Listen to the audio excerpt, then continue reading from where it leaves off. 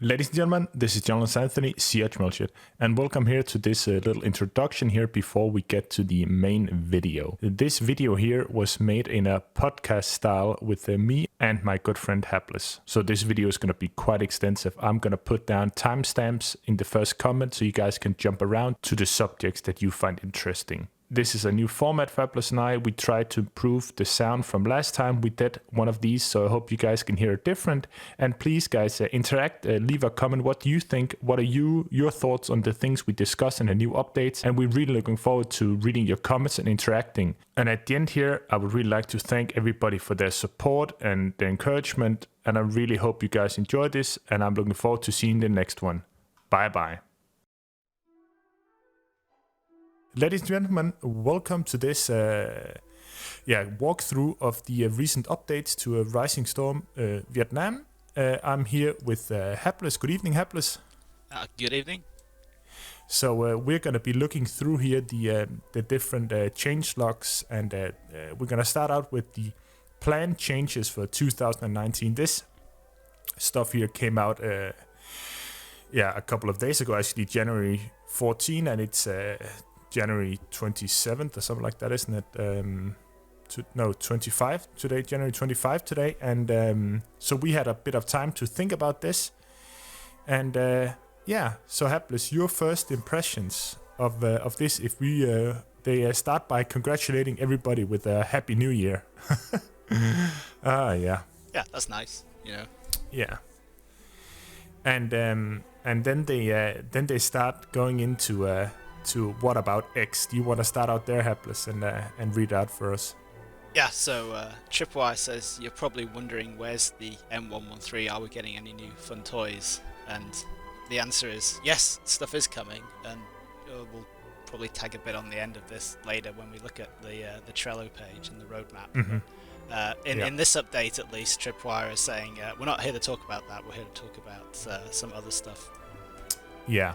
So let's start out with the anti-vote kicking abuse stuff. Can you briefly just walk us through what the fuck that is? The quick version is that obviously if you've played Rising Storm, then there's usually someone playing Fortunate Son over the mic at full volume. Or things like that. Certain servers, there's usually something going on in the background that you may or may not want to listen to. Of course. And this is just to obviously with a lot of vote kicking getting thrown around, sometimes there can be too much, and it looks like Tripwires just wants to nail it down a little bit. Yeah. And what measures are they taking here? So players can't change teams if someone's voting against them. If there's a vote in progress, spectators, who would be presumably a pain to find. Yeah. To kick, they can't speak over the voice. There's limits on how often people can change teams, and then makes sense. Yeah. Something I would have expected there to be anyway, but there's just some additional data for that, like server admins and things, so they can see, this person is trying to vote kick this guy all the time. Mm-hmm. That kind of thing. Okay, yeah, and that that of course makes perfect sense, doesn't it? To give the admins the option to actually have a look at all this stuff and somewhat try and hopefully the admins will be like, okay, this is a toxic player. If he steps across the line, we'll just get rid of him. Yeah, makes perfect sense. And then we have something about I was boosted to level 99, but I want to go back to my original level. Can you elaborate us on that? What the fuck that was all about? I haven't bumped into this, but I think it was something to do with the mega server. Over Christmas. The guy running that has some mutators on there, which little things that alter the gameplay. It's a pretty standard, was a fairly standard UE3 thing. And it apparently what one of these mutators did was it boosted your level up to 99 if you played on the server, which is kind of fun because then you get to wear whatever hat you like. But it basically removes all progression, so you're stuck at being level 99. Yeah, and apparently, Tripwire aren't a massive fan of this kind of thing. But as soon as they take the server down, it just pops back up again. So. Oh yeah, that's sweet. Yeah, but obviously, 128 player server is not officially supported. No. So they try to kick this guy or get rid of his servers, but they just keep on popping up. Or yeah, that's pretty much what I've heard. But oh yeah, that's fucking fantastic, isn't it? So yeah, and I don't know this. I never played on those mega servers. A couple of times it was just horrendous, and yeah, that's again the weakness with the progression system, because there is no reason to level up. Nobody cares. It's just fucking hats, isn't it? And a bit of stuff. So a lot of it is kind of counterproductive. You see people running around with without their shirt on, and it's like, oh hey, look, there's a guy over there. Yeah, they're just like bare-chested people running around. You can spot them a mile away. So yeah, Tripwire reintroduce something with, for example, something with the guns, or some accessories you can only access at a certain level. That would make sense. You have the base gun, and then perhaps you can do something, whatever. Or even something like. Something they did in... Well, I doubt this would ever happen in RS2, but in Killing Floor 2 at least, there's... When you upgrade your... there's certain skills where you can upgrade your reload speed, so you reload faster, and he actually reloads the weapon in a slightly fancier way, Oh, yeah. So that would be quite cool. That would be cool, but it's probably not going to happen. Yeah. So the next thing is map balancing. The following maps will be reviewed and modified to allow for better balance between attack and defenders win-loss ratio. And this is that new mechanic they talked about, where they will keep a close eye on how each map is performing and how that is looking. And it seems like they're at least trying this stuff. I mean, this is any game. It's like a fairly continual process. Just as they change some things, as you get new armies come in, new factions, new roles, new weapons, all this stuff changes. So yeah. So first one, Asau. Your thoughts on that? I'm not a massive fan of Asau. It's kind of like I don't know. It just the map itself doesn't push my buttons. No. But better balance between attack and defender. Yeah. I mean, you're attacking a fire base. Yeah. It's generally speaking, the defender won like 99% of the time. Yeah, and again, for attacking, the firepower of a mid-war American team with all their goodness is. That's actually something I hadn't considered there, which is that all these maps are obviously designed to be fought. So ASAR is I think PAVN or the MVA attacking the Arvin, but when you get into the campaign, the tickets and things, they all say the same, but it could be completely different. Yeah. It's complicated in a sense that that it's difficult to see how because some of these maps are just it's such a different if you're playing a early war, late war, or mid war. It really differs everything. Not so much for the VC, but more for the southern factions. It really makes a difference. Yeah. When you see people attacking Hill without the Cobra or anything, it just seems pretty disgustingly difficult to actually go anywhere. Yeah, I mean, there's like a major support asset in there that is the balance is balanced around that, and suddenly you take it out, and well, it depends, Yeah. Like we've done, absolutely stormed Hill a couple of times as the NVA and things. It comes down to, do you have the commander ability, or does the commander use the force respawn? That pretty much seems to come down to it every time with the VC. Are you able to like poop out 20 people at the right time? Then you can overrun anybody. It's a total game changer. So next here, resort.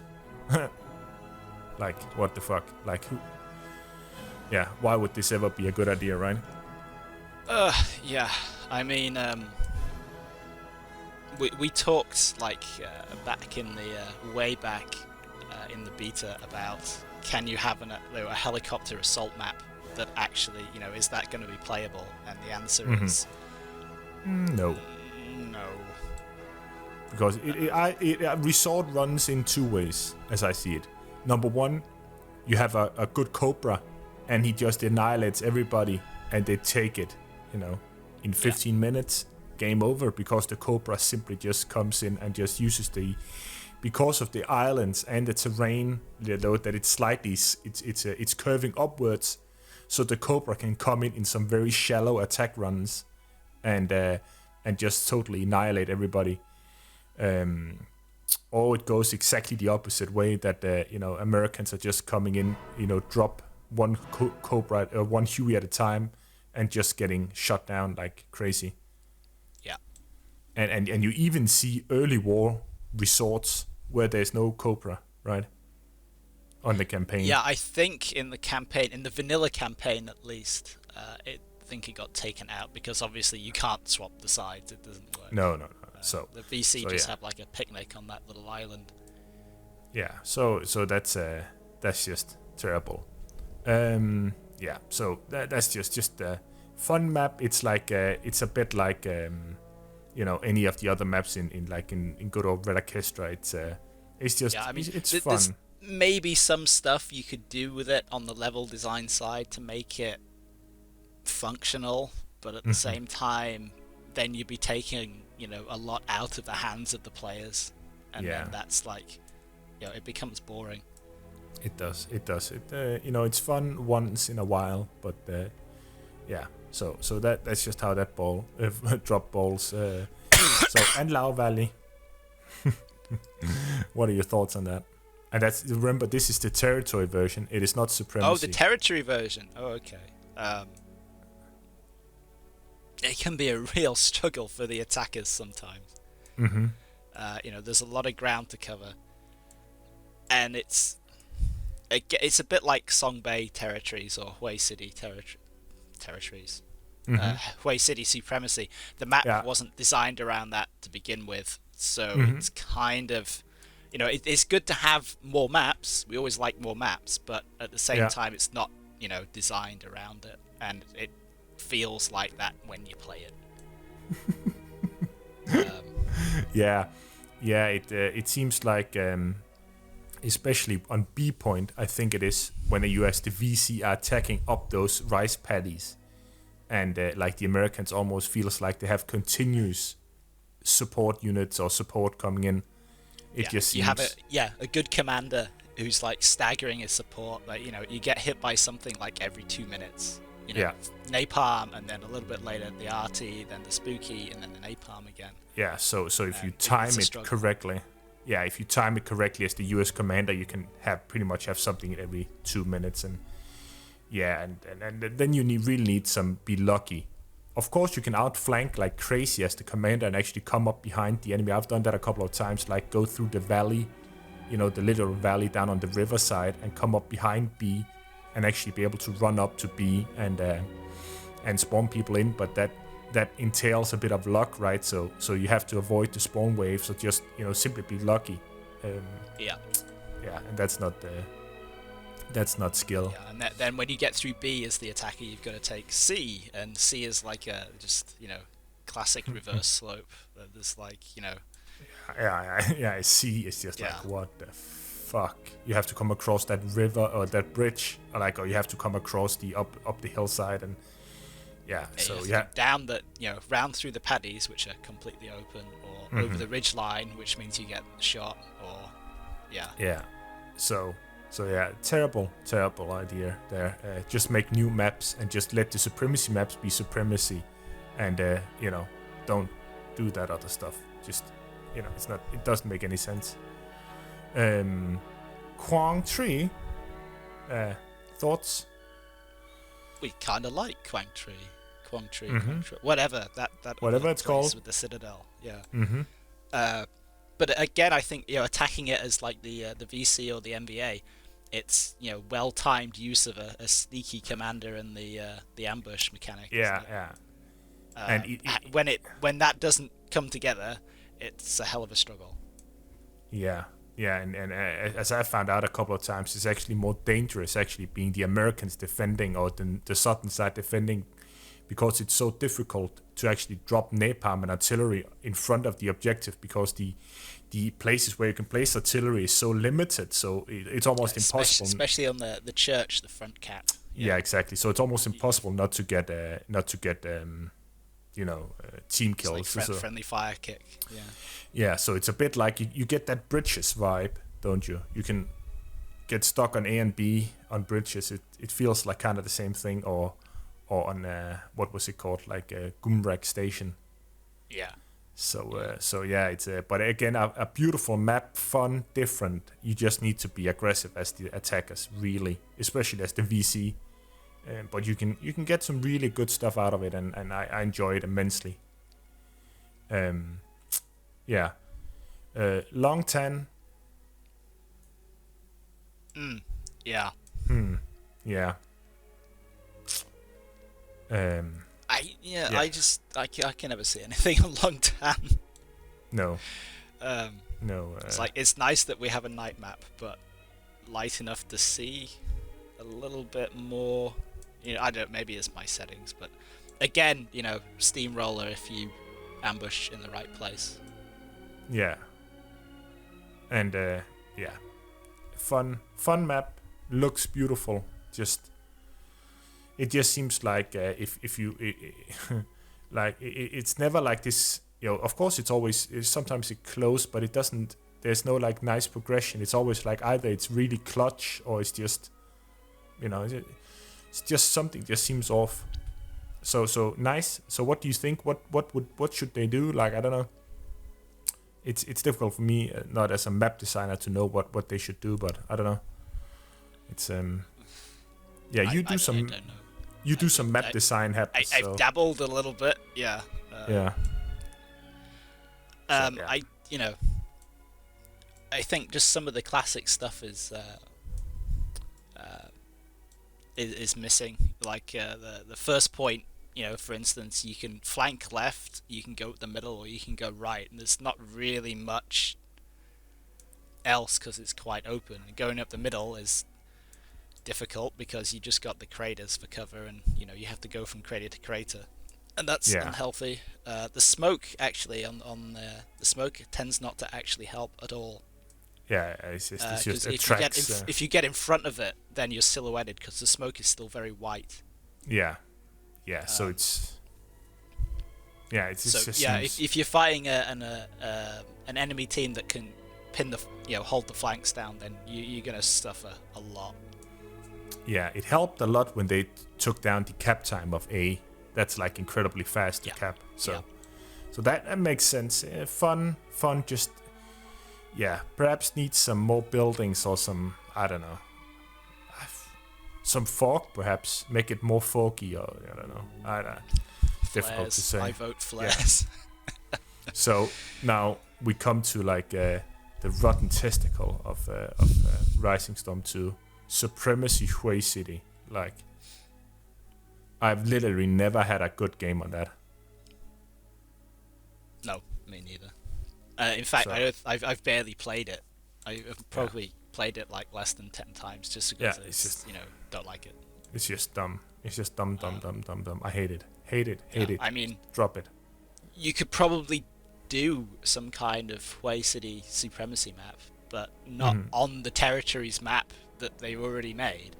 They could do something on the south side of the river with the university and stuff, which is a bit more of the famous fighting for Hue City, but when the map's already built and it's not designed for supremacy, it's a bit like it's like these cheap measures and I would like Tripwire to come forward and explain to us how making these maps supremacy is not just a cheap method to try and have more maps and have more game modes instead of just making new shit. It just seems cheap all the time. It's just, and it's a shame.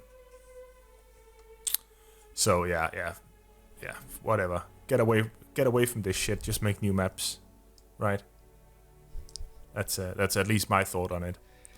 So next here, major revision to Territory Song Bay. Can you explain to us what this is about, Hapless? Basically, the note says that it doesn't get played very often, the Territories version. So what they want to do is make some pretty chunky changes to it to make it more interesting, which is good. But this is exactly what we just talked about, which is it's a supremacy map that got turned into a Territories map, and nobody likes it. So there's not a lot else to say on that front, I don't think. No, it's no. So next one, overhauling leaning system. Can you take us through that? So at the moment, when you lean, you have to be stationary. So you can lean around corners, but you can't do much else. And what Tripwire are aiming to do is get a system where you can lean and you can still walk around. You can rotate, you can change weapon, you can throw hand grenades, reload, all this kind of stuff. Something that they mention, and they have a couple of little videos showing, is I'm running those people, right now. People using the leaning function to do what they call slicing the pie, which is to do with going through doorways and things and clearing new spaces. And nice option to have, but I think think Jen will agree with me on this one, which is to say that this is going to make people feel a lot more tactical, and that's going to make them dumber. So you're basically going to have guys, pretty much you've seen the videos here, people come sneaking around corners, and somebody's just going to come bunny hopping in and just cut their head off. It's like okay, fine, it looks good, it might be good in some case where you have to lean around a corner or something like that, but I couldn't see anybody using this. I don't know why. You much better just come into, just like you would say in the army, assault the room. Don't fiddle around, go for it. Either you go or you don't go. No fucking around with cutting corners. It's if it's too hard to get in, go around it. If you desperately need to go in there, just shoot the shit out of it. The walls tend not to be bulletproof, or nade it, or RPG it, or... This is this mentality of people that think that it's actually about saving lives. Fighting militaries about taking lives, and this is if you're trying to save Hodgeses or something like that, you're gonna move slow and you're gonna try and spare people, but that's not how stuff works. But that's a discussion for another topic. It's a nice feature to have. I'd rather have it than not have it. I especially gonna enjoy shooting people who are doing it. Yeah, exactly. Just gonna have people come leaning around and just get their face blown off, and they're gonna prevent people. Imagine when you're attacking a building. Imagine on Chu-Chi, a building, people come sneaking in there, and they're gonna be blocking the doorways for everybody and just gonna get blown up. And just. I mean, it doesn't give you any particular advantage, except that it just makes you a slightly smaller target. But the person who's watching that doorway will still shoot you because the weapon's accurate enough, and he has the drop on you, and just so please don't, please fucking don't. So so here we come to something funny. So I'm gonna give you the pleasure, Hapless. This is weapon balancing, so take it away and just don't spare any feelings. Okay. So the first little batch of weapons that Tripwire want to buff a little bit are the Australian ones, funnily enough. Yeah. it was definitely both Jen and I, when we were testing this stuff out, said that, especially the the Australian submachine guns could do with a bit of love, because they have these ridiculous top-loading magazines that stop you from seeing anything. Yeah. Funnily enough, that those, along with the L1A1, the SLR, and the support version, with the bipod, the L2A1, Tripwire would get them performing up to the standard of the other factions. Yeah, so basically what this was, where we said, hey, it's bullshit, nobody's going to be able to see anything, you're not going to be able to track your targets, and other people in the development Discord, like after the testing was over, and like when we were talking, like after everything was over, said, yeah, it's going to be beautiful, and all that stuff. We said, you're not going to be able to see shit, and people were just like saying that Hapless and I were wrong, because, they work in real life, and it's like, it's a video game, it's not real life. And what happens is you have these ghost ring sights, and you're not going to be able to see anything, because when people are moving from right to left or left to right, or moving angles, you just disappear, you can't track them. And that is what we're seeing in the game. Nobody plays the Australian factions because you can't see shit, and that's just how the crookie crumbles, or whatever you say. And they tried to fix it with the Americans, where they changed the sight. What's it called? Like sight. Sights. The aperture. Yeah, exactly. Yeah. You basically have a slightly different view of the backside.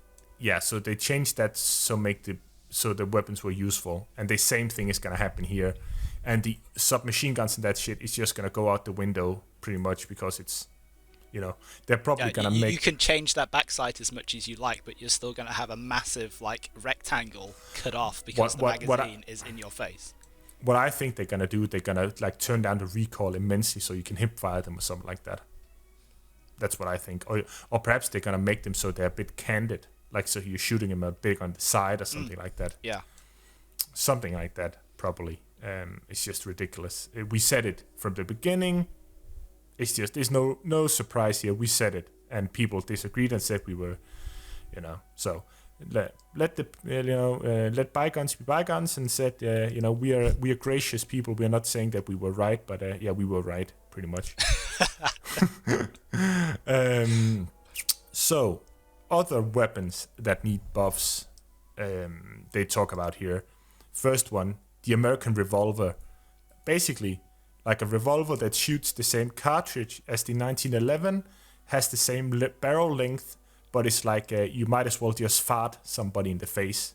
I think there's a little video that Walker out from a stream of you shooting someone in the head with one of those M113 revolvers at point blank range, and it just does nothing.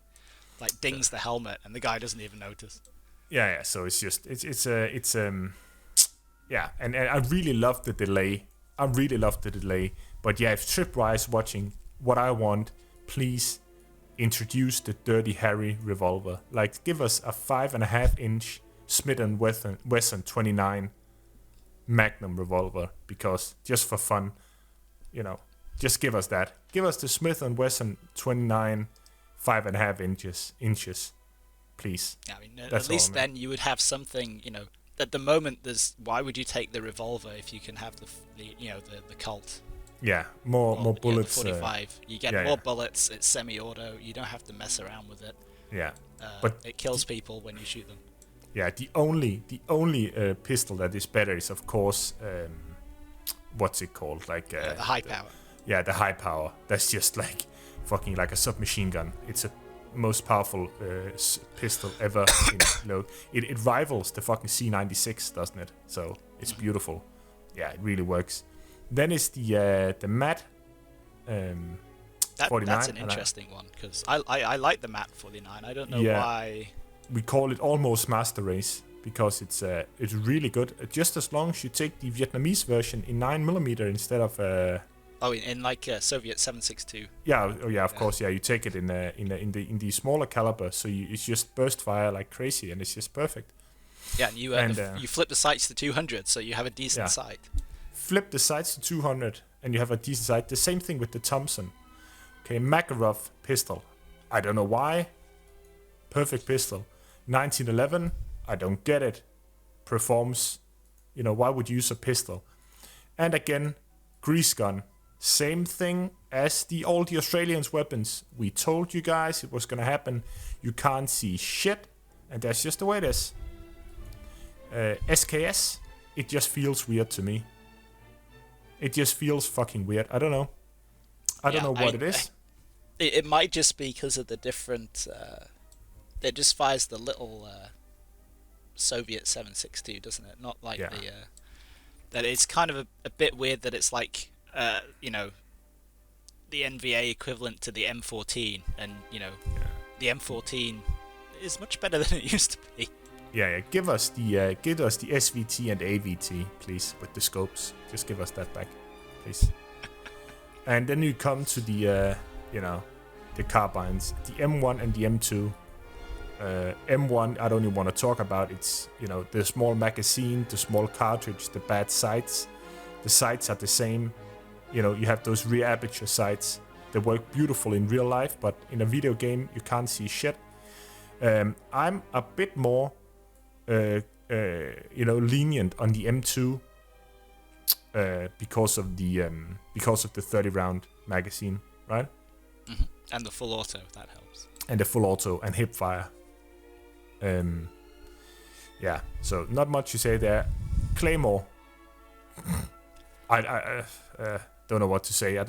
I would like to, honestly, here again, if any from Tripwire is watching, and I'm really hoping you're watching because we're, doing our best to make this relevant for you guys, please explain to me, like, the thought process with the Claymore. I would like to hear somebody say something about at a meeting where you said, okay, what the American engineer needs something, or whoever, the sniper needs something. Claymores. What? Like, yay. I don't know. With a tripwire, maybe. But the problem is that you have to do it yourself. Yeah, because you can... The Claymore works with the tripwire, but that is illegal for American forces to use because of it's a mine. Then you can the reason why Claymore is not a mine is because it's operator controlled. You have control over the weapon, so it doesn't target civilians in quotation marks. If you had a tripwire, you can have some Vietnamese kid walk into the tripwire, and that makes it illegal under the Geneva Convention, or also the from Vienna Convention. So you just don't see them used very often because if you've set your Claymore up and someone walks into its field of fire, it's much quicker for you to just shoot them.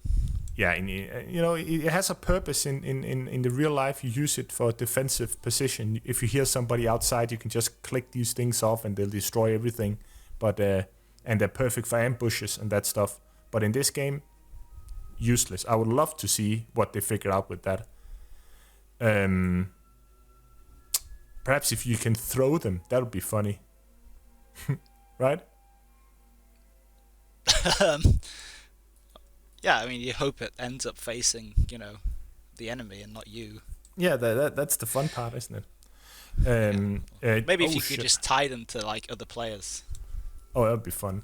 Type AKs 56 and 56-1. Yeah, because they just feel a bit shit. Yeah. AKs, what I do with the... Something about them. What I do with the underfold, I just fold it up so you have the aim down sight speed, and then I just use the left hand side of the sight as an aiming reference.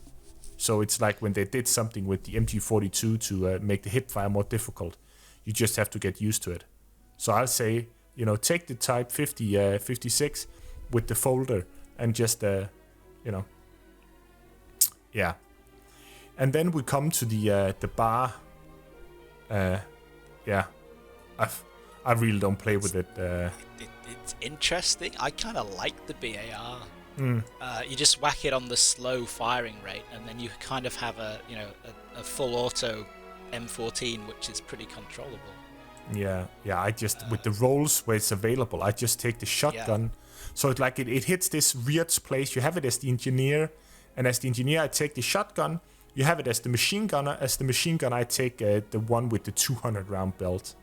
Yeah, like the 30 cal. Yeah, the 30 cal. So I don't know what the sense is in this.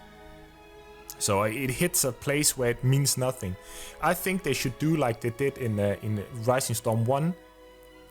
Give it the handlebars for make the option to fit the front grip and that shit. I think the same thing with the M14. Bring us the version with the handle grips, so you can smack that thing in there, right? Yeah. Make it different. Yeah. Make it fill a different role. Do it like an heavy assault carbine or whatever you want to call it. Yeah. Whatever. Yeah. Something else. Moving on. Nerf weapons. M1 Garand or whatever they call it. The Thompson and buckshots. I don't know. Oh, the Garand feels really nice. The Garand is really nice to shoot in this game. I don't know what it is with that gun. It just feels so much better than the M14. I don't know what it is. I think it's the side picture again. But the side picture doesn't feel natural. It doesn't feel unnatural to me.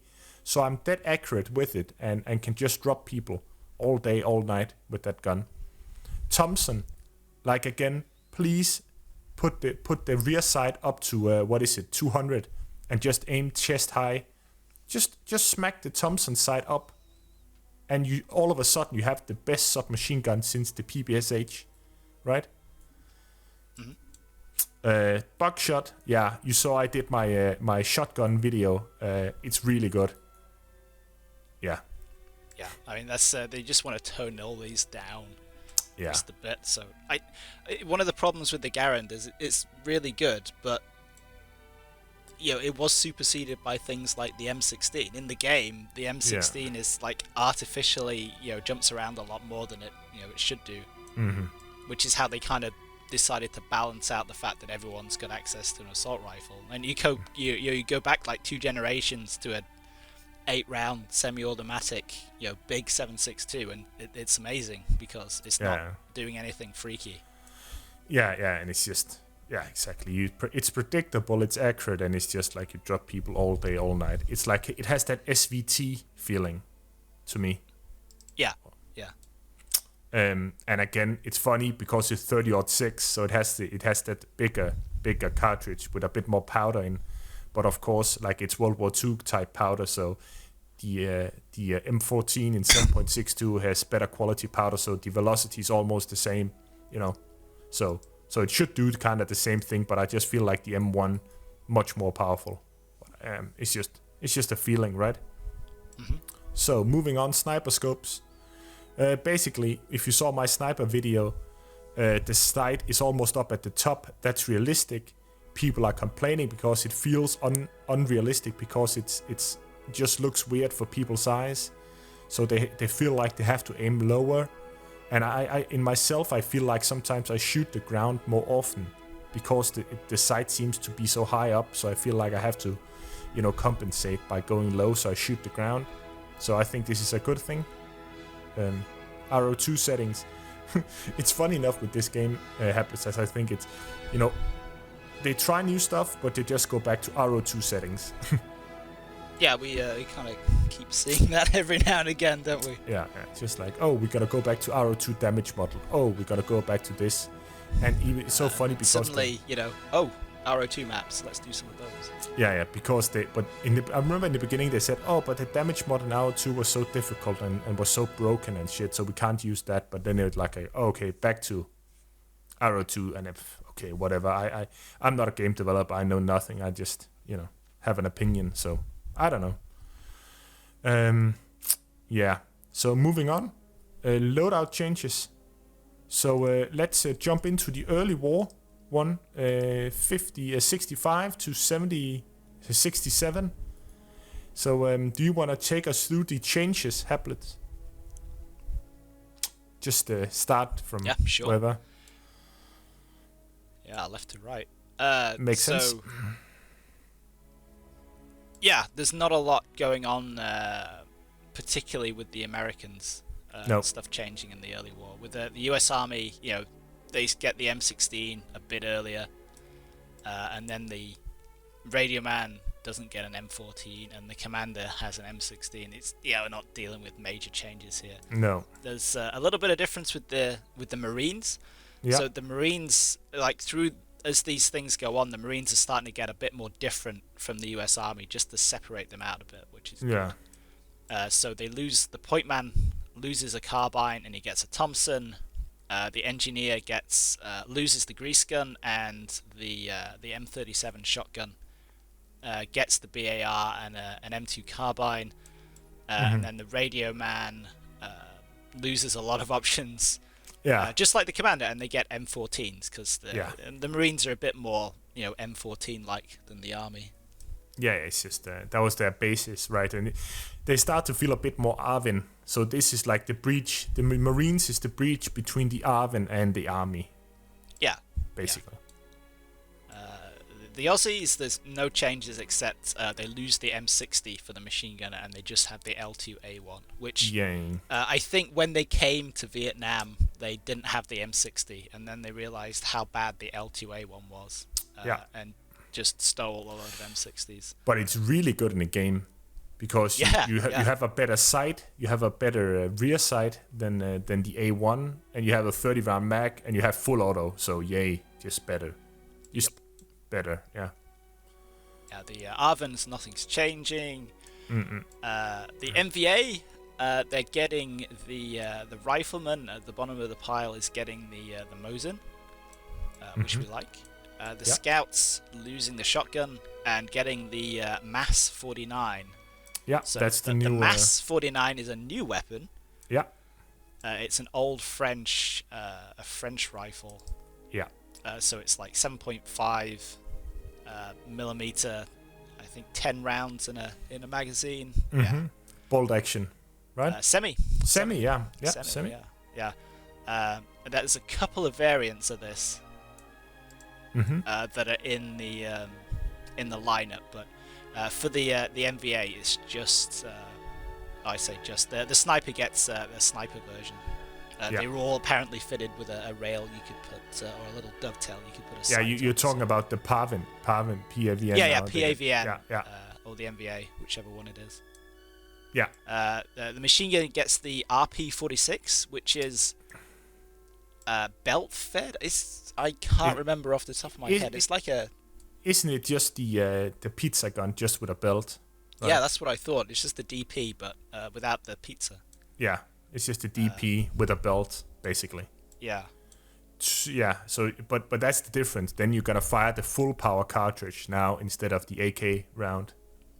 Yeah, so it's a bit punchier than the RPD. Yeah. So it'll be interesting to see what reason you have to have the RPD after this then.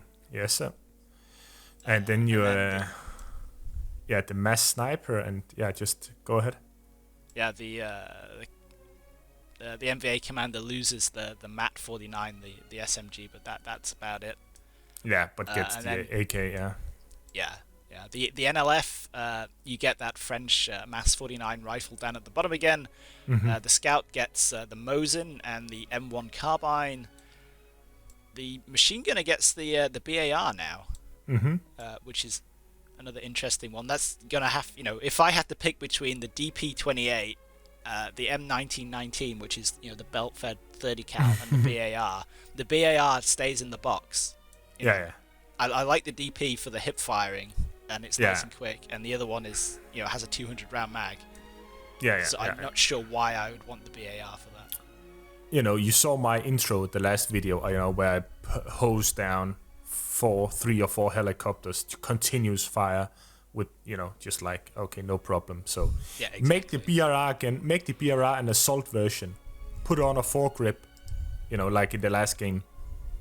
That's the solution. It's got something to set it apart. Exactly. The NLF sniper gets it's going from just having the Mosin sniper to having the Garand sniper and the MAS 49 sniper as well. So again, why would anybody ever pick the Garand? Because it is, it's just like that super small magnification. It's like, what? Why? Like, no purpose at all. Yeah. Yeah. And the sap. Oh, go ahead. Yeah, the sap, and now it comes to the interesting part. Yeah, so it loses the carbine, but gets the MAS 49 grenade launcher. Yes, so, sir. And the BRR. Oh, yeah. Oh, it has the BRR, yeah. I think it's got the BAR now, I think. Yeah. So you don't get any mines, but instead you get rifle grenades. So rifle grenades. Yeah. So, yeah, and if you talk about rifle grenade is pretty much where you attach some sort of rifle, some sort of grenade to the front of your gun, loads in a blank cartridge, and lob that thing away. You know, it's yeah. You can have. It's like a means of getting a hand grenade across the map, basically. Yeah, and you're gonna be able to, you know, you're probably gonna have a range of 50 or 100 meters with that thing. So it's gonna be interesting what kind of options they're gonna use. Yeah, it's kind of very similar to like the American Grenadier class, like a bit like with the M79, except that it's useful. This is gonna be like what kind of variants they're gonna have. That's gonna be interesting, and how many you got. Grenades, yeah. So I mean, one of the problems with the M79 is if you're running along and you bump into somebody, they're gonna shoot you before you can do very much about it. 9 times out of 10. Yeah. But with this, you're running around with a rifle, and then when you want to use it as a grenade launcher, you just put a grenade on the end. Yeah, exactly. So it makes perfect sense. It's a lot more useful. Yeah, and of course anyway. And of course it's gonna be if they do it the right way, as the French, gonna have impact charge, so you can pretty much just shoot people with it. As I remember it. I'm not sure. Yeah. Okay, moving on. The RPG gets the Mosin. Perfect. That's just nice. Actually, weapon with some range for the RPG. The Radioman's the same. The commander loses out on the MAT 49 submachine gun and gets a Mosin as well. Yeah. And perfect. Then, the interesting part for the early war, the NLF aren't going to be getting the Ho Chi Minh Trail. Nope. And that's interesting. Can you explain quickly what the Ho Chi Minh Trail does? I think we finally decided that it means that you lose less tickets when you die. Yeah.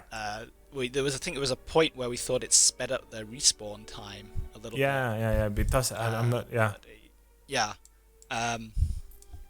Yeah, it cuts down the again, at one point they also had at one point they also had tooltips on the support ability, so you can see what they did, but not anymore. Yeah. So we need to test that out in some time. Yeah, but we're pretty sure it decreases the amount of tickets that you lose for deaths. So that's feeding into the campaign because it's early war.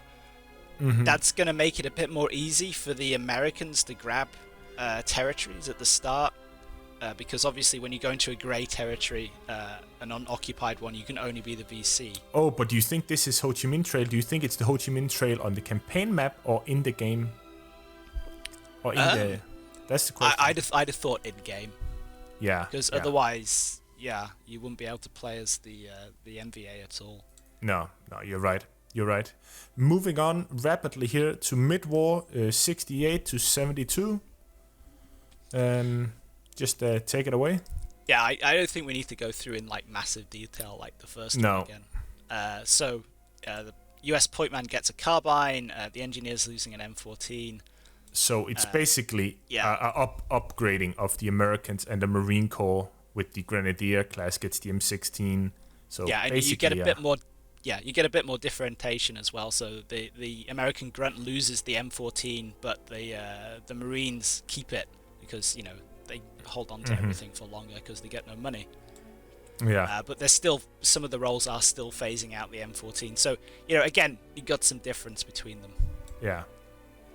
The Aussies, just get the M60. That's about it. Yeah. But then it's interesting. Yeah. Yeah, the Arvin lose a Thompson for the engineer and get a carbine. That's not a big deal. But, the MVA, get an SVS, drop a shotgun for the scout, get the French rifle, the MAS 49.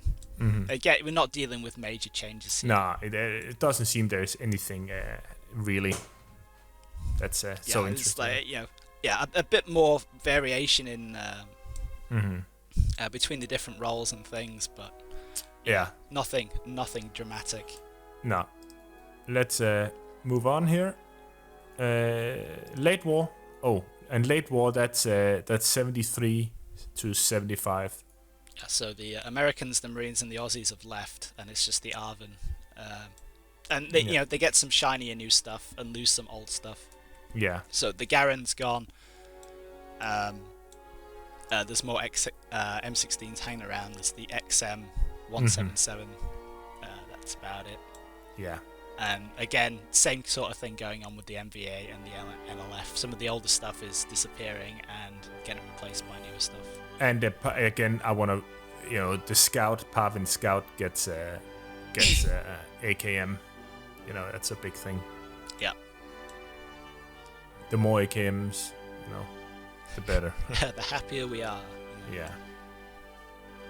Yeah. So, yeah. Okay. So, that. I don't know. Thoughts on that? We'll see how it pans out. It's like you say, it's nice to see them differentiating between the factions a bit more, especially the U.S. Army and the Marines, because they're exactly the same at the moment, and there's no reason to pick one or the other. No. Yes. Campaign ability. And would you want to take us through those things? Yeah. So the way the campaign works at the moment is every 3 turns. You can, sometimes, because sometimes it doesn't seem to work, you get a special ability that you can use. So the South has Seek and Destroy, which means that the other team, or the North, suffers twice as many tickets, or loses twice as many combat power, rather. And even if they win, then the territory goes to grey. It becomes neutral rather than red. Yeah. And the North has the Ho Chi Minh Trail, which means that they lose half as much combat power. Yeah. And what Tripwire want to do is give each faction a specific ability that applies automatically. And this feels like a much better way of doing it. So not only is it automatic and you don't have to fart about trying to do it at the right time or make it work, you just pick the right army. But it gives you reasons to say, I want to be the Marines in this one instead of the US Army, or I want to be the ARVN because, we're going to get this in the bigger picture. Yeah. Okay. And the changes they're making? Yeah, the other thing they want to do is make it easier for the initiative to change. So a lot of the time at the moment you get, team goes in, wins the first one, and then they go on and they win all the other ones, and the other side doesn't have a chance to do anything about it. You just kind of have to just lie down and take it. Yeah. And hope that you can beat them, and have an opportunity to do something yourself. But yeah. So as you say, move the initiative back and forth, so it's going to be easier for people to get moving back in the campaign. And that makes perfect sense. Yeah, it actually makes sense to a bit more like give and take. Yeah. So level requirements, this makes so much sense. So basically, we had some levels on some of the important roles as commander and that stuff, and radiomen and pilots, and they probably gonna now enhance this to some other roles, and like marksman. Please, what is it with the marksman? Like what? Like it's a useless class. Like, the SVD and the Mosin get a bayonet. So it's not totally useless. No, it's just like, please, guys, please get off the fucking marksman stool. It's useless. It's like you watch too many, why do you think that an army doesn't compose of marksmen? Come on. But it's interesting. yeah, from our perspective, having a level requirement for it is kind of, well, we don't want anyone to be the marksman because it's not very useful. Yeah. So I just think maybe level 99. Yeah, level 1000. I don't know. Yeah. Yeah, it's fucking useless. Pilot's an excellent idea. Like make it level 60 to be a pilot or something like that, or make some sort of mandatory flight time flying in like make a test, like you have to land on a specific, like make this map you have to complete, right? Yeah. My idea is like make an achievement you have to do, like where you have a map where you have to land on specific platforms and have to do different stuff. You know. That's my thought. You know, when you have something like An Lao, you have a Loach pilot, 2 guys in the Cobra, 2 guys flying Hueys. That's 5 guys out of the actual boots on the ground who are actually going to help win the game. So if those 5 guys are just, you know, not capable of performing, then you're screwed because you're, you know, fighting on the back foot. Yeah. So, you know, and especially having people who, you know, who have played a bit of the game and understand what they need to do with the helicopter, and, you know, things not to do with the helicopter, like don't hover, you know, in obvious places, and, you know, get in and out as fast as you can, that kind of thing. Yeah. So my idea is simply make a map where you have to complete this. That's my thought. Where you have to complete some tasks with the helicopter. Yeah. Yeah. Okay, here we come to the interesting part, and I'll let you read this out and let us get started here. Yeah. This was a fun one. They have changed this since they've backpedaled furiously. Yeah. Oh, you know, I actually think let's jump away from this. Leave this, and jump to the Radioman. Let's just finish this, and then we can go directly. Yeah, I'll be on the other one. So Radioman will have the option to spawn on the team's commander. Genius. Fucking genius. Yeah. The guy that came up with this, make him fucking employee of the month, and, you know, let him date the boss's daughter. I don't know. Just... I like this from the southern perspective, because you can have so say you've got 2 Radiomen, and they're both squad leaders. Yes. You know, you can get 2 squads, you know, to wherever the commander happens to be. Yeah. Which could be somewhere sneaky, for example. Yeah. Yeah. So that's like, you know. And I will bet you this is only our sneaky minds, Hapless, that thought about this. Tripwire has no fucking idea that this is gonna happen.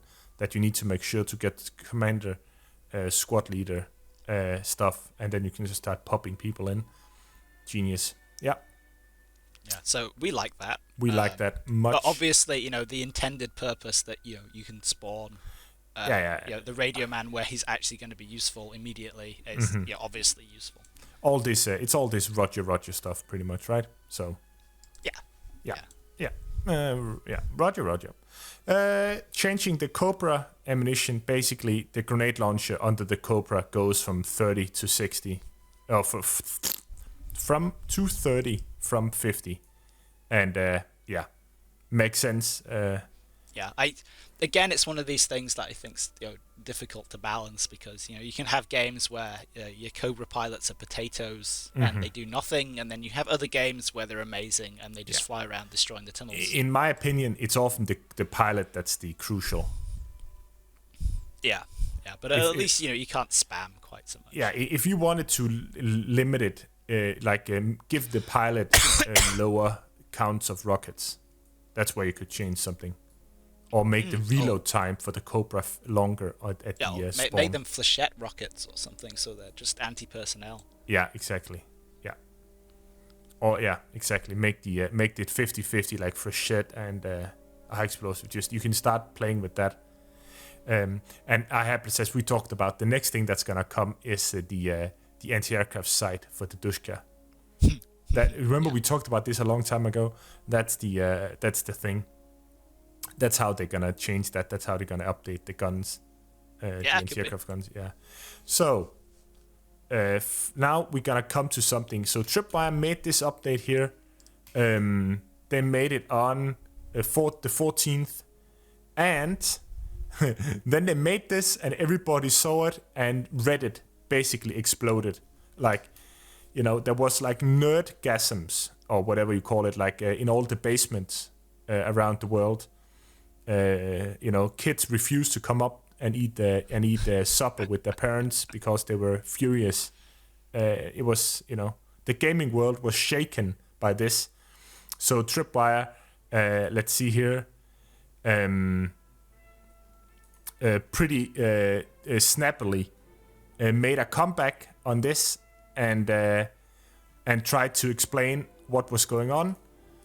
And so let's start by talking about the changing to the objectives. Hapless, just take us through it, what they initially said. There's some stuff in this which isn't very, controversial, which is you'll get points incrementally every few seconds while you're in an objective that's been captured, which is good because we all want more hats.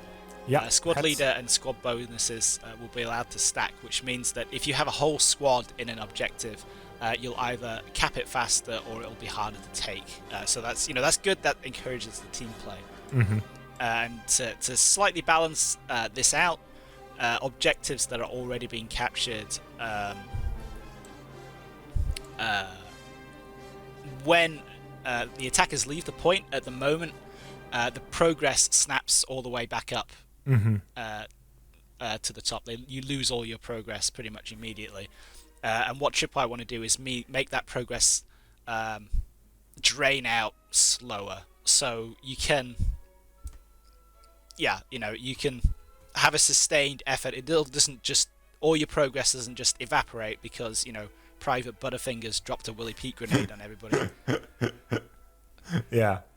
So that all this stuff is fine. And there's also something about they want to try and make it so you can dig spawn tunnels closer to the objectives when you're MVA and VC, which again that's quite handy. But the again unless you have Private Butterfingers dropping hand grenades down the tunnel. But the controversial part is this bit here. I'll just read it so we're not getting confused. So it says, objectives that are occupied by more than one enemy will block an objective's capture but will not block capture progress. An objective will be allowed to progress to 99% but will not fully complete if more than one enemy occupies the objective's capture area. So it's you're telling me that if you're on C on Hue City and there's two guys on the other team who are hidden in different corners somewhere, you have to, in the fleeting 30 seconds max you've got before more enemy players get into the point, you have to find those two guys. You have to go through every nook and cranny, find them and kill them. That's not gonna happen. No, it's insane. It's insane, really. Let's this is just and this got everybody, gamers unite, everybody, people rose up, spilled. It's like an anti-power capping measure, so you can't just cram as many people as you can. For example, you couldn't on the Georgina, somebody has a tendency to do, sneak up to the last point before you capture the second to last point, and then all of a sudden run up as command and force respawn 20 people into the point. That's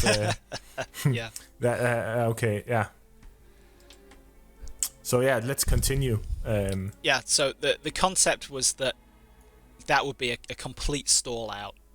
And you would have to clear the whole point, which is clearly not something that's very feasible. No. I mean, the amount of times that you see in game where the attackers have completely cleared a point is very rare. It never happens. Unless you beat them to it completely and get there before the enemy, then So this rose up a hell of a lot of discussion. And then Tripwire, pushed the panic button and came out with part number 2, and this is January 18. They came out, and they were like, so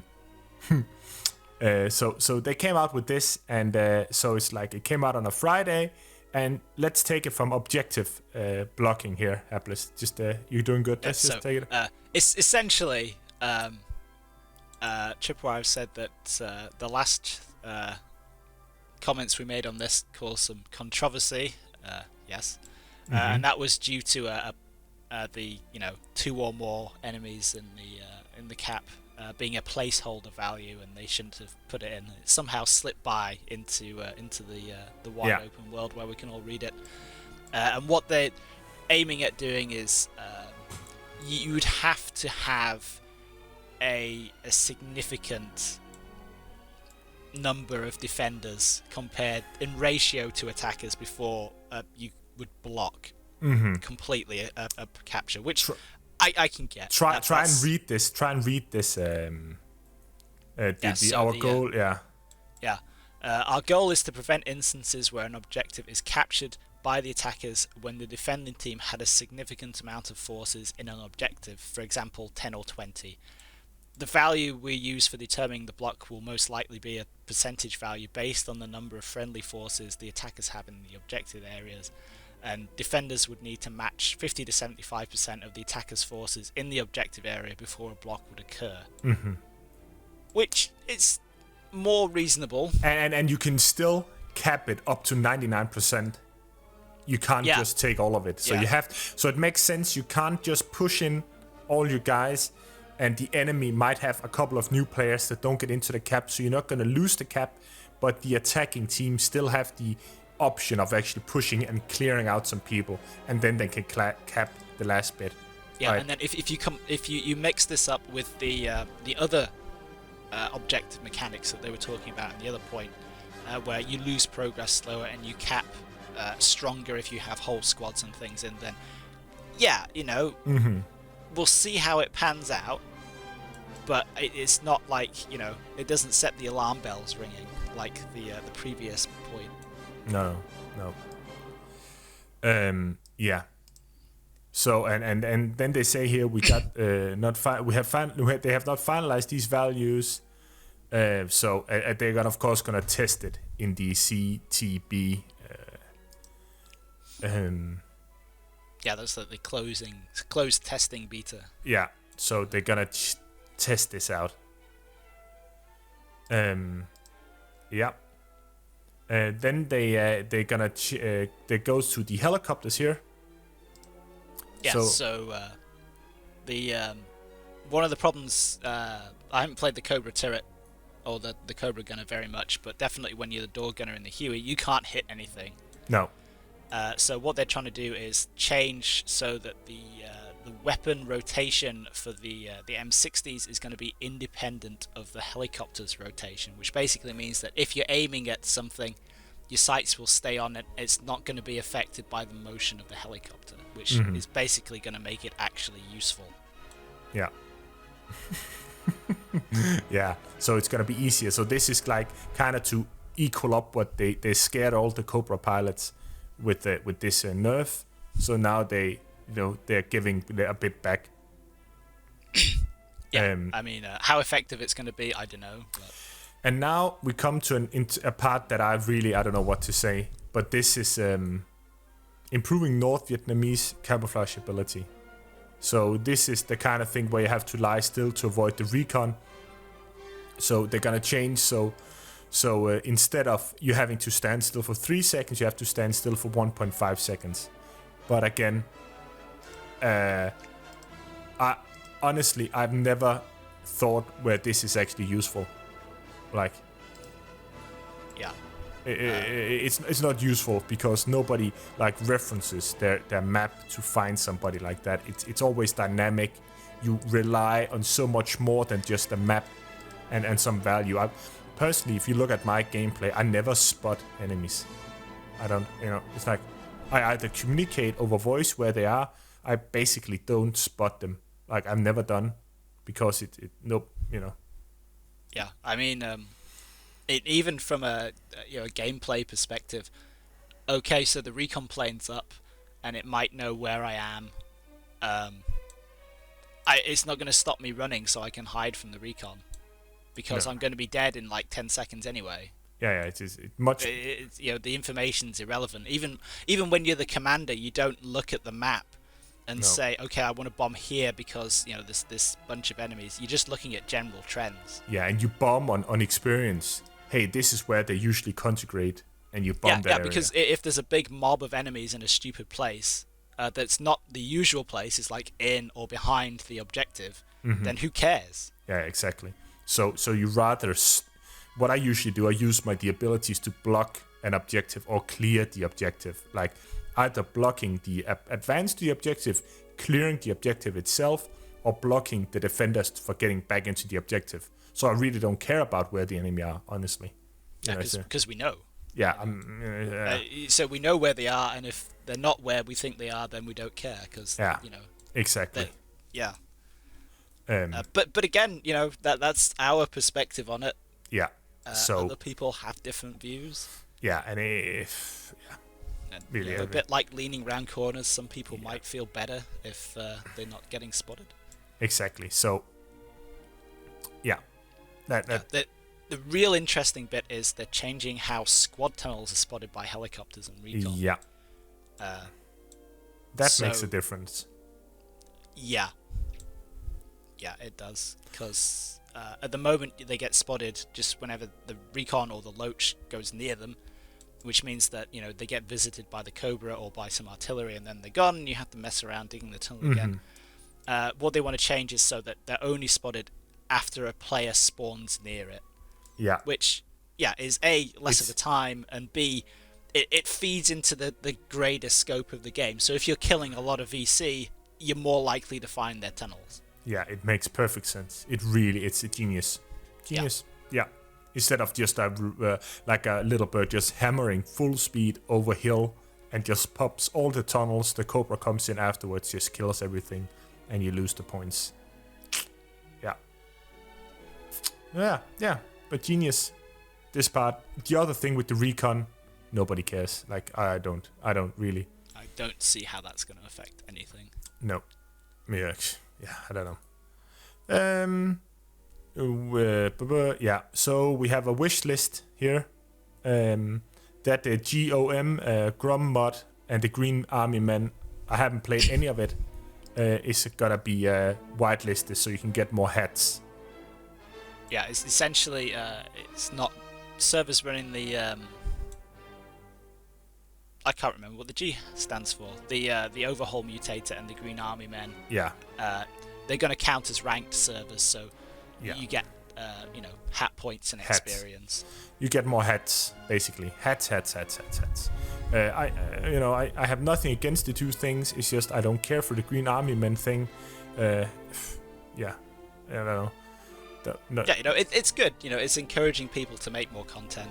Yeah, fine, it's good. Yeah, and and I don't the other mod, the GOM, Mutate Overhaul thing. I don't really like it when it's just like reskinned versions of stuff. It doesn't float my boat, reskinning stuff. It only doesn't. So check it out, guys. Go check it out. By all means, check out the stuff. Support the modders. It's just not anything for me, and that's just my opinion. It shouldn't reflect anything about what you would like to do. It is solely my opinion, and I personal preference. Yeah, and that's just how it is.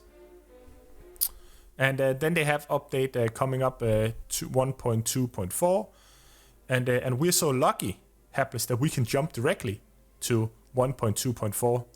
Yep. Which is not particularly exciting. That was the one called. Yeah, that's the one January 18. Oh, that's January 23. And why am I having a January? Okay, yeah. That's because that was the up. Yes. So January 23. There's not anything that's particularly exciting if you're just a normal person like we are here. Yeah, nothing this really. This is to do with changes with the vote kicking system. Yeah. stuff that we mentioned before, like exactly. players getting boosted by accident, they can roll back their level to what it was. Yeah, and they're fixing something with the shotgun. Apparently some reload. I haven't really. Yeah. And then they I haven't noticed. And then they congratulate the Green Army Men thing, and that's beautiful. Well done. Yeah, 10 out of 10 to these guys. Well done. It works. It's good. Yeah. So let's jump forward to today. Just a little over a couple of hours ago, even here, January 26th. No, 25th. Jesus. They came with the plan of attack covering new battlefields, including old favorites. And you want to start by getting into this? So there are, apart from the MAS 49, which was already talked about, that French semi-auto rifle, they're also mentioning the Molotov cocktail. And can you explain to people what a monitor cocktail is? Okay, so if you've ever seen a riot, a proper one, then this is what people throw at people when they want them to be on fire. Yeah. So essentially, it's a bottle full of something which burns very easy, like petrol or a sticky petrol gel, something like that. With a rag in the end, you light the rag, you throw it, it shatters on the ground or on the tank or on the riot policeman, and then it sets it all on fire. So yeah, it's basically all the Counter-Strike. I all forgot that they have it in that Counter-Strike stuff. So it's pretty much like it's just the poor man's Willy Pete grenade. Yeah, and be interesting because the M113 is definitely in the works. There's bits of files of it in the editor in the SDK. Very interesting to see what happens when you get a Molotov cocktail inside the back of an M113 or in a Huey for that matter. Yeah, and what I like is imagine like a low-flying Huey. You just throw a monitor cocktail at. Yeah. That's gonna be some great real. Because obviously it's unlike the other hand grenades. It's impact detonated. Yeah. So you just have to hit it. And imagine you run into a room, right, and they shoot you. You have it armed in your hand. Yeah, you just drop it. So, yeah, it should detonate instantly. And as well, this is an interesting question. Can you shoot the monitor cocktails? Probably not. But Tripwire. It'd be interesting to see. Tripwire, if you're watching this, imagine VC come running at you, and you take your little gun and you shoot the monitor cocktail out of his hand, or you shoot him the monitor cocktail. Please, if it, I'm not a developer. I know nothing. I'm just saying. There's clear style points to be had there. Yeah, that would be awesome, right? Also like hilarity with friendly fire. Yeah. Especially now that the friendly fire, they changed that a couple of updates back, didn't they? When if you kill someone who's preparing a grenade, then you get the kills. It's not friendly fire. Yeah.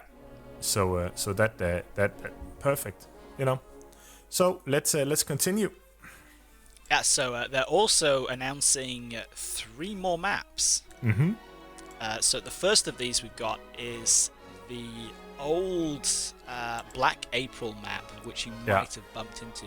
So this is set in Saigon in 1975, the fall of Saigon. And it's a fairly big, wide open urban map. You start off attacking the US Embassy, and then you move on to the cathedral, and then there's some other features, and you end up at the presidential palace. Not a favorite of mine. Personally, I thought it was just too big and too much of a slog. And all this stuff. But Tripwire have been working with the developer, I think. So it was before it was a bit like you ran up to strong point, fought over the strong point, ran up to the next strong point. There wasn't like this fluid battle between the points. Yeah. And Tripwire have been helping the author to, refine the map. So the list, and especially map flow refinement. Yeah, especially the church, the cathedral was a bitch to capture because the enemy could be standing up in the church, up in the tower, not in the tower, but up in the top of the cathedral, spawning people in as the Americans and really just dropping napalm on the outside of the building, not hurting the people on the top floors, but just frying everybody close to the building. Yeah. Yeah. Yeah. Yeah, so... Yeah, like you said, not a favorite of mine the last time I played it, but we'll see how it pans out. There's only one other real big urban area type map in the game, and that's Way City, which we've all played to death. So, yeah, it'd be interesting to see. Yes, looking forward to it. The next map is it's called DMZ, which is either Demilitarized Zone or Dead Marine Zone, depending on whether you're a Marine. And this is Mamayev Kurgan, the old Ro2 map. It's the Nazi moon base. Yeah, the Nazi moon base. Nazi moon base. Watch out. Jeepers. Could be interesting. I mean, you got new mechanics. You have a lot more shootier weapons. Yeah. So I'm just thinking, Mamayev Kurgan, sea bunker with napalm. Holy fuck. Like, imagine if you get the attack angle correctly for the napalm. If it gets a canister inside the top of the thing, Yeah, if you get the angle right. Oh, they... Yeah, shit. Yeah. Yeah, you're gonna... yeah. But, interesting. Interesting. Well done. Well chosen. You know, it's really nice. It's hilarious. It's nice to see... a different kind of map. So this is very we got a bit of a picture here, and it is definitely this kind of blasted landscape. Yeah. It's so it's a different kind of environment where it's not like the guerrilla war. It's definitely full scale, conventional. In my opinion, they need it when you have the demilitarized zones and this stuff. I really thought they should put in like Arca-like strikes. And for everybody that don't know, to replace kind of the rockets from Ro2, it would be so nice to have like Arca-like strike. And this were the Americans using B-52s in formations, coming in and via radio signal just dropping, tons upon tons of munitions on a very small area. And there's accounts of North Vietnamese regiments and battalions just disappearing in seconds, like just thousands of men just suddenly disappearing in these arc-like strikes, never to be seen from again. And that could be interesting, in my opinion. Yeah. I mean, might be a bit overpowered. Yeah, something. But like it'd be that, cool. Yeah. And finally, the last map is they're calling it Apache Snow. Yeah. Operation Apache Snow was apparently a real operation. Which included Hamburger Hill 937 that's already in the game. So it's the same kind of area. Yeah. And they're basically remaking Winterwald. Winterwald. Or Waiterworld, or whatever we want to call it. Yes, sir. So Winterwald is all of a sudden in this place. So that is gonna be fan-fucking-tastic. Imagine that. That was definitely a grinder sometimes back in Ro2. So it's such a fun map. And imagine Hapless, if they replace the fog. Like, you need to keep fog, but like make it like swampy type something. Keep the fog, like keep the authentic feeling of that map. It's gonna be great. It's absolutely fantastic. It is absolutely fantastic. So yeah. I'm so looking forward to this. Really looking forward to this. Yeah. Just amazing stuff. Yeah. I really love. Again, my favorite, Pablo's house. Bring back Pablo's house. Hapless, please make Pablo's house. Please. And we need Danzig apartments, please. Apartments. I swear someone's already made that. Yeah, but it's quite difficult actually. Some of them, just because of the restrictions on where you can build tunnels as the VC. Like apartments. there's probably nowhere in apartments you'd be able to build one. No. So yeah. Something like that, smart people figured out. This is a great thing. Really looks fun. Yeah, and it also streamlines a lot of the process for Tripwire, and I think they're subcontracting this out to somebody. I can't remember who. They did the RS1 ones as well, I think. I think it's really good that they're doing these old maps. They're bringing that stuff that works, like maps we know work, maps we know that are fun. I think it's gonna be good.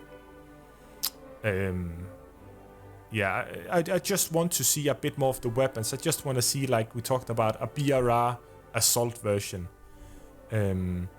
like the Smith & Wesson 27 models, 27 5.5, like the Dirty Harry gun, bringing stuff like that, fun stuff. Give the American Scout class, give him like the suppressor they used on some of the guns, some of the M16s. Lower the fire rate and then give him a suppressor, something. Do some fun stuff. Yeah, that's my thought. So, you have any more to this, Hapless, or do you want to jump to the what's it called, the roadmap? I think the roadmap. Yeah, there's not a lot else on that page, I don't think. No. So so the first thing I'm jumping to here is to show the mat, like the MAS 49 with the box, magazine, and and the scope. Yeah, it looks good. Yeah, it's very very blocky. Yeah, kind of. Sights look funky. Yeah, it's like a post-war. Kind of get the impression the French are got set back at least a decade in like weapon design because those Germans turned up. Yeah. Monitor cocktail. I see a little video here. Yeah, nice little video of something going. Yeah. So this is kind of area denial type thing, as well as clearing out shit. So that looks really interesting. M113. Yeah, the interiors. We've got some interior shots of it. Yeah, so that's pretty not relevant because that is upcoming stuff, right?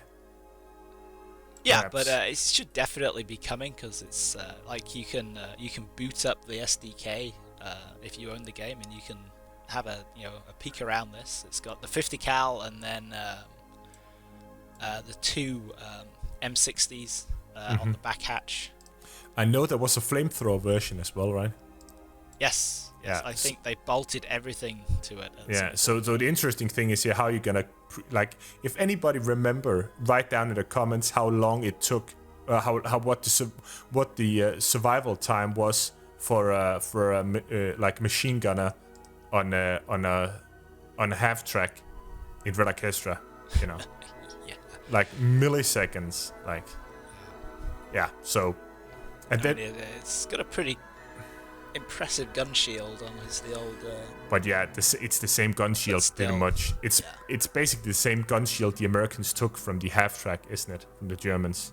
So yeah. Oh, for the M60s in the back, yeah. But the like the 50 gunner in the turret is a bit more complex. But yeah, head out, not fun. And then of course you have the sniper function here where you can choose our Ro2 setting, bring it down in the middle. That looks a lot better. Honestly. Yeah, like you don't look through the scope and go, wait a second, what's going on? I'm shooting the ground again, yeah. Then you have, looks like the Tiger camouflage that wasn't mentioned, but that's probably coming as well. Yeah, like a high tier, high level camo for the American Army, maybe the Marines, just Tiger camo. At the moment it's in the game, but only the devs can wear it. It's like a dev only camo. Yeah. So the devs also had the walking bush camo that the MVA and the VC have got now. So that's interesting. I don't know. It's just So that So that kind of we had some advice here, we had some thoughts, and I think it's a good thing here, just having a think about these things, and I really enjoy the what are your thoughts on? I'm just looking at the picture on the Browning, the M2, the 50 cal. Yeah, works fine. Again, like any fixed machine gun in this, you get shot off it pretty quick. Yeah. The distance are not big enough for it really to work, and the positioning. So yeah, really looking forward to that stuff. It's gonna be great on the vehicles, all that stuff. Yeah, even if it sounds like we don't like it, we still want to see it. Still want to see it. Still, we might be wrong.